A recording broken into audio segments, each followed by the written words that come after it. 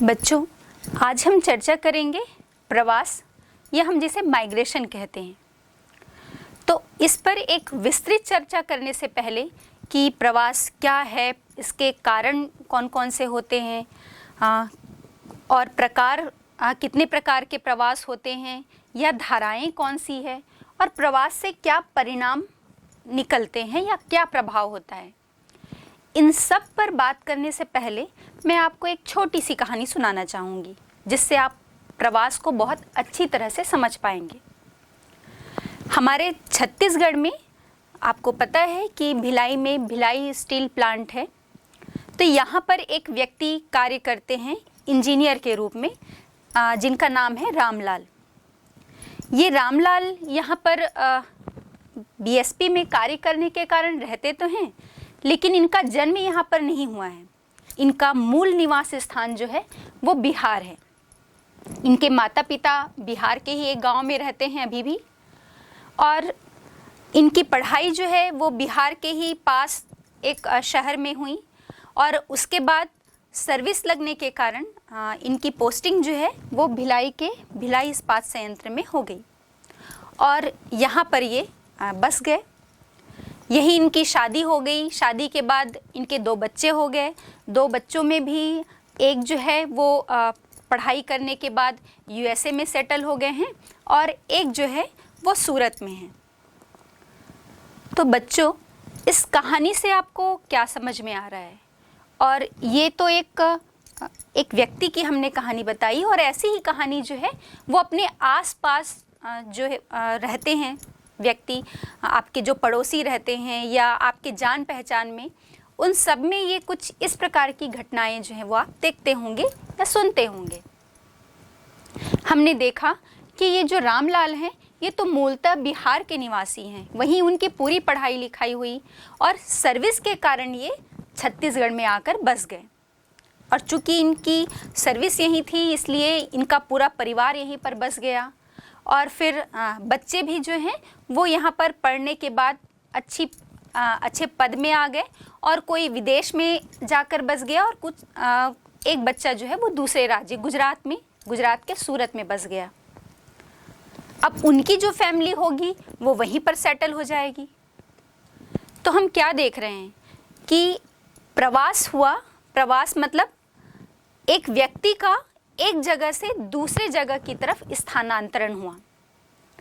और इससे हम समझ सकते हैं कि प्रवास जो है वो मूल रूप से यदि हम कहें कि प्रवास क्या है, तो इस कहानी से हमें समझ में आया कि किसी व्यक्ति का या व्यक्तियों का एक स्थान से दूसरे स्थान की तरफ स्थानांतरण जो है वो प्रवास कहलाता है।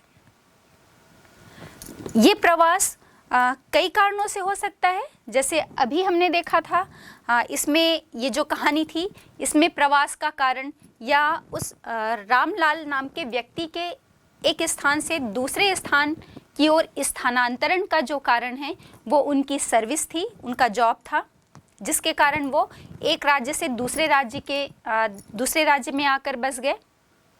तो ऐसा ही कारण जो है वो हमने एक तो सर्विस देखा, रोजगार मुख्य कारण था, और ये स्थानांतरण या प्रवास जो है वो शिक्षा के कारण भी हो सकता है, चिकित्सा के कारण भी हो सकता है, आवास के कारण भी हो सकता है।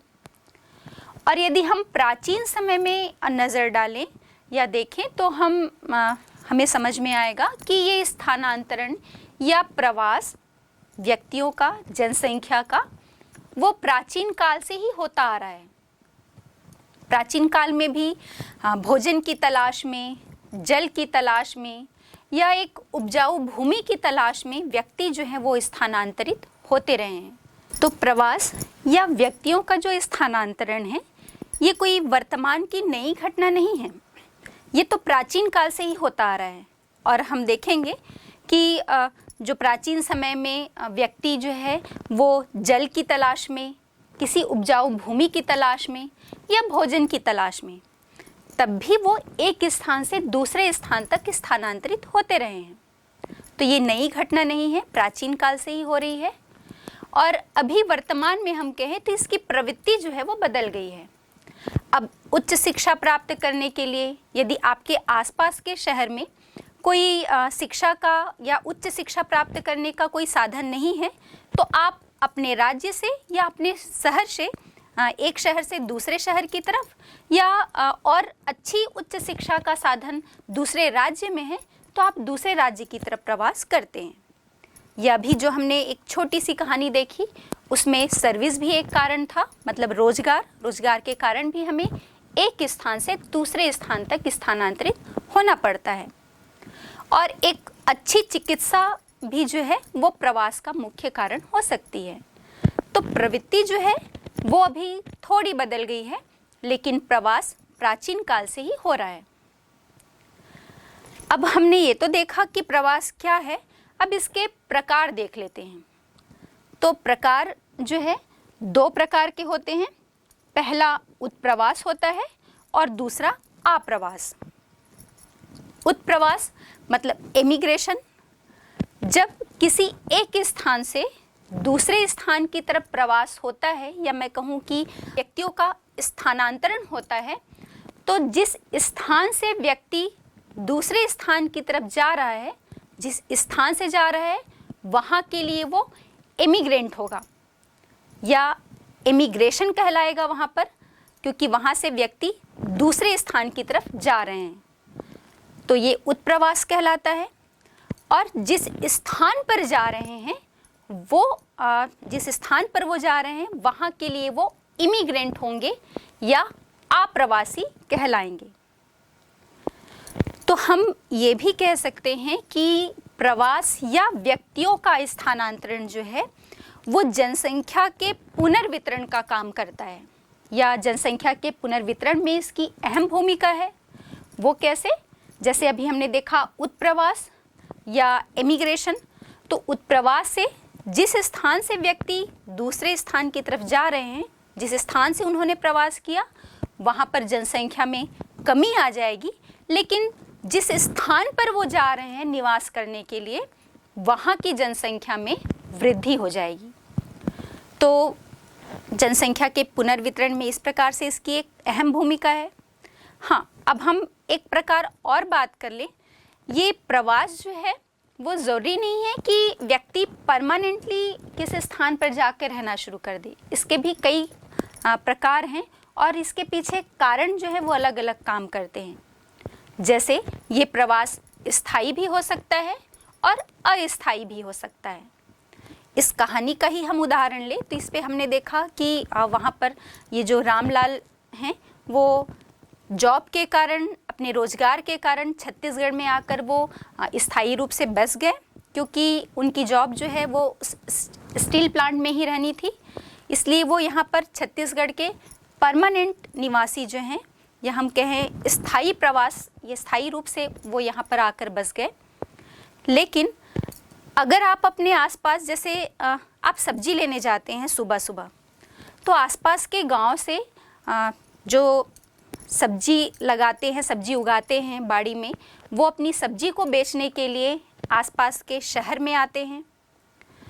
आपके घर में एक रोज़ दूध वाला आता है तो वो शहर में ही निवास नहीं करता, वो आसपास के गांव से दूध बेचने के लिए आता है। तो ये किस प्रकार से प्रवास तो ये भी कर रहे हैं। या आपके माता या आपकी जो पिता हैं या आपके घर के कोई मेंबर सर्विस के लिए या रोजगार के लिए, हम देखेंगे कि आसपास के 2 से 3 घंटे के रास्ते में वो एक शहर से दूसरे शहर की तरफ या गांव से शहर की तरफ स्थानांतरित होते हैं या रोज आना जाना करते हैं। तो ये स्थायी प्रवास नहीं हुआ। कहने का मतलब ये है कि ये स्थानांतरण जो है वो स्थायी भी हो सकता है और अस्थायी भी हो सकता है। स्थायी का उदाहरण हमने इस कहानी में देखा था, लेकिन अस्थायी प्रवास का उदाहरण जैसे एक सब्जी वाला, एक दूध वाला, कोई फल वाला, या रोजगार की तलाश में, या आप पढ़ने ही आपके गांव में उच्च शिक्षा या कॉलेज नहीं है, स्कूल तक की शिक्षा का साधन है, तो आप दूसरे पास के शहर में रोज कॉलेज जाने के लिए अपने गांव से उस शहर तक आना जाना करते हैं। तो ये सभी जो हैं वो अस्थायी प्रवास या अस्थायी स्थानांतरण के उदाहरण हो गए। अब बात ये है कि भारत में ये जो प्रवास है, हम कैसे जानेंगे कि कोई व्यक्ति वहाँ का निवासी है या नहीं है, या वो स्थायी प्रवास कर रहा है या अस्थायी प्रवास कर रहा है। तो मैं आपको बता दूं कि भारत में प्रवास से जो संबंधित आंकड़े हैं, चाहे वो उत्प्रवास के हों या अप्रवास के हों, ये आंकड़े जनगणना से हमें प्राप्त होते हैं। और यदि हम बात करें तो प्रवास से संबंधित जो आंकड़े हैं वो प्रारंभिक जो जनगणना हुई थी 1881 में, तब से ही ये आंकड़े जो हैं वो एकत्रित किए जा रहे थे। लेकिन तब जो आंकड़े इकट्ठे किए जा रहे थे वो जन्म के स्थान के आधार पर किए जाते थे। उसके बाद समय के अनुसार और अलग अलग जो जनगणनाएं हुई उनमें इसकी प्रवृत्ति बदली और इसमें थोड़ा संशोधन किया गया। और हम देखते हैं कि उसके बाद 1961 में जो जनगणना हुई उसमें प्रवास से जो संबंधित आंकड़े इकट्ठे किए गए थे वो जन्म स्थान के साथ साथ निवास की अवधि, मतलब जिस स्थान पर वो व्यक्ति निवास कर रहा है वहाँ पर कितने समय से वो निवास कर रहा है, तो जन्म स्थान और निवास की अवधि के भी जो आंकड़े हैं इसके आधार पर एकत्र किए गए। फिर इसमें थोड़ा संशोधन हुआ और वो 1971 में हम देखते हैं कि जो पिछला निवास स्थान और प्रवास स्थान पर रुकने की अवधि, मतलब पहले व्यक्ति अभी जहाँ पर वर्तमान में निवास कर रहा है कितने समय से वो रह रहा है, और इसके पहले जहाँ पर वो रहता था उस स्थान, दोनों के आधार पर ये आंकड़े जो है वो इकट्ठे किए गए। और वर्तमान में हम देखते हैं कि 1981 की जो जनगणना हुई उसमें एक महत्वपूर्ण संशोधन किया गया और उसमें ये बात शामिल की गई कि जो भी स्थानांतरण हो रहा है, व्यक्ति किसी स्थान पर आकर निवास कर रहा है, तो उसके कारण की जानकारी जो है वो इसमें ली जाती है। मतलब ये प्रवास क्यों किया जा रहा है, प्रवास के पीछे कारण क्या है, क्या वो शिक्षा के कारण है, चिकित्सा के कारण है, या रोजगार जो है वो उसका मुख्य कारण है। तो इसमें 1981 की जनगणना में प्रवास के कारणों को भी शामिल किया गया। अब इसमें भी जो गणना की गई, प्रवासियों की जो गणना की गई थी वो गणना के दो आधार थे। पहला जन्म का स्थान और दूसरा निवास का स्थान। तो जो जन्म का स्थान था उसमें ये देखा गया कि जन्म का स्थान यदि गणना के स्थान से भिन्न है, मतलब जहां उनका जन्म हुआ है और वर्तमान में जहां पर जनगणना की जा रही है उस व्यक्ति की, वो दोनों अलग अलग जगह हैं, तो उन्हें जीवन पर्यंत प्रवासी माना गया। और दूसरा था निवास स्थान के आधार पर।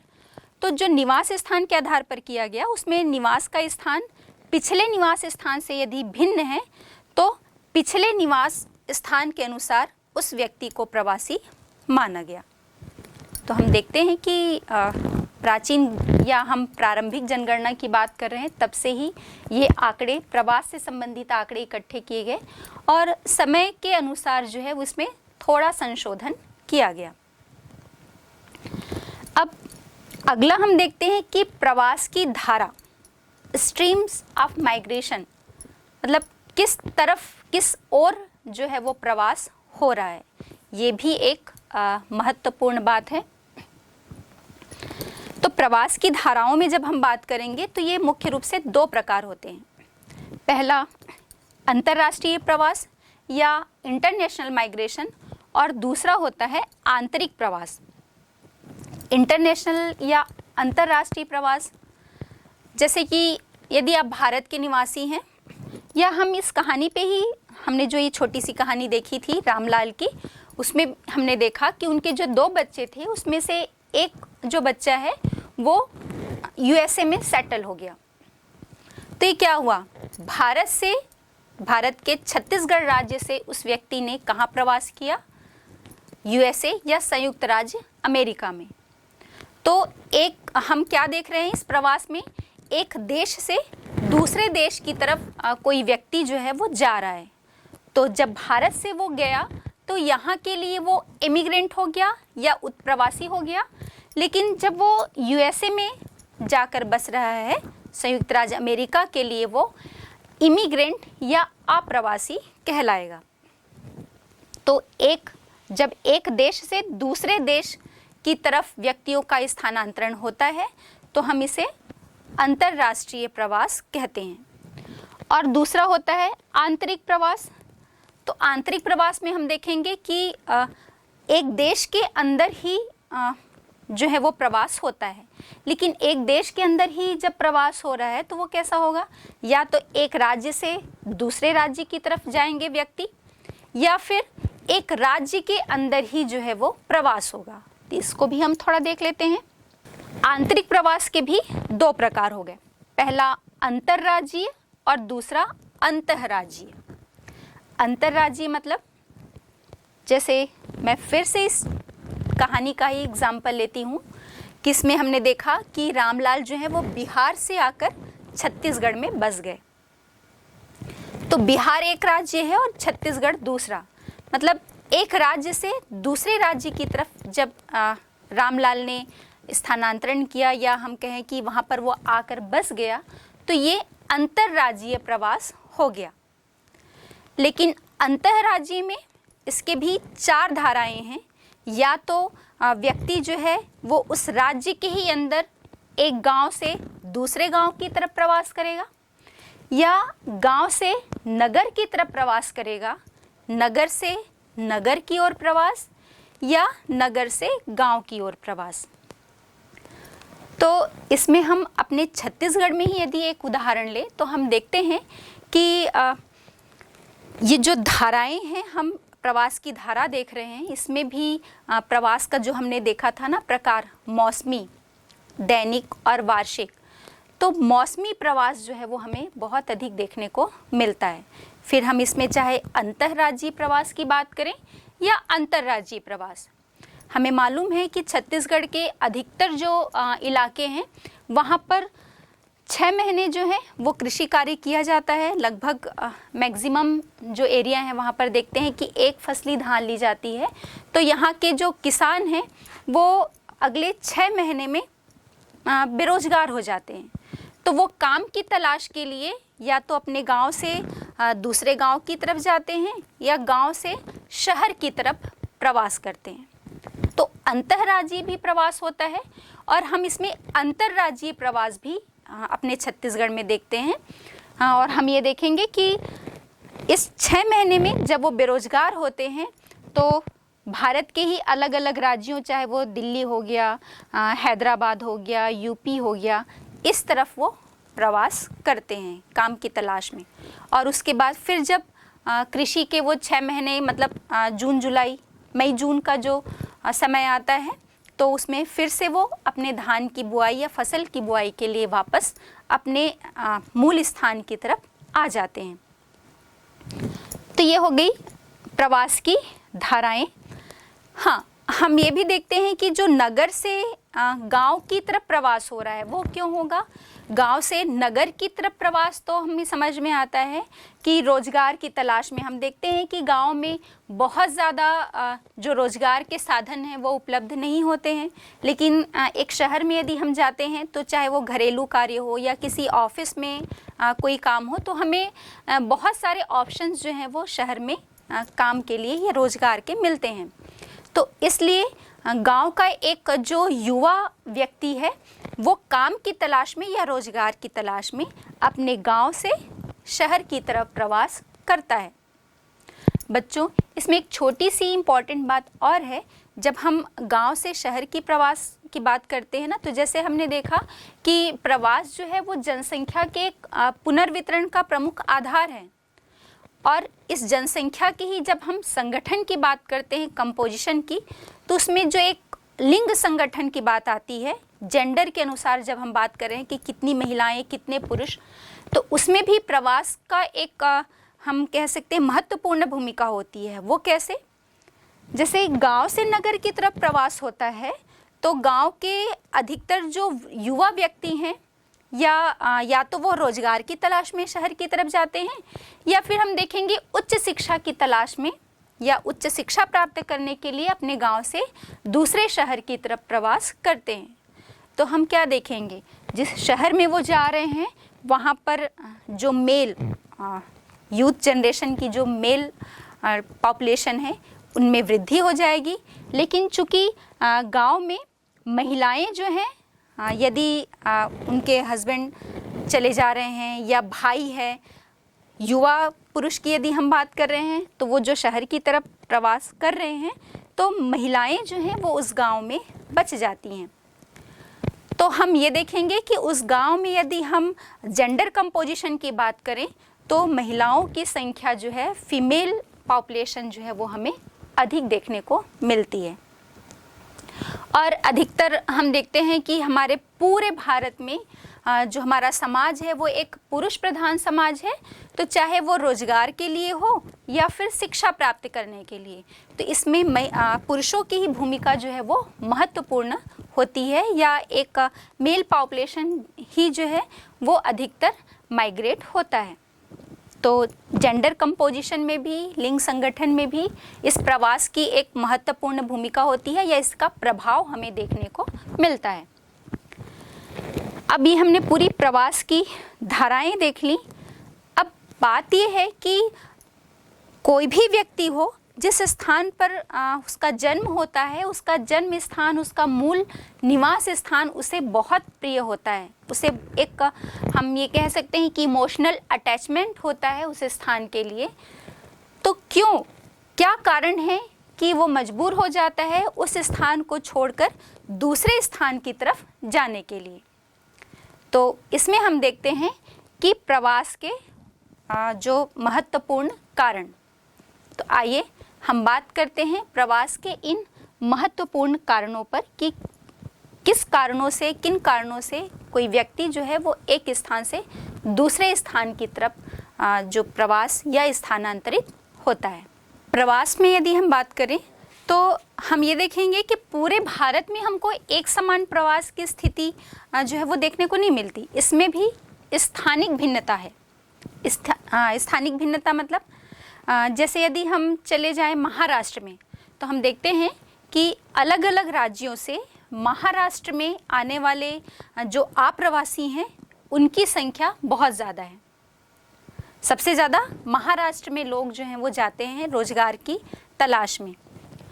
इसके बाद यदि हम देखें कि जो उत्प्रवास है या एमिग्रेंट्स, तो इसमें हमारे भारत में पहला नंबर उत्तर प्रदेश का है और दूसरा बिहार का।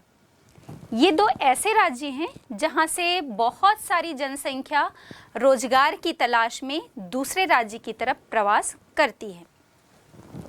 तो आइए हम इस स्थानिक भिन्नता के कुछ आंकड़ों पर एक नज़र डाल लें।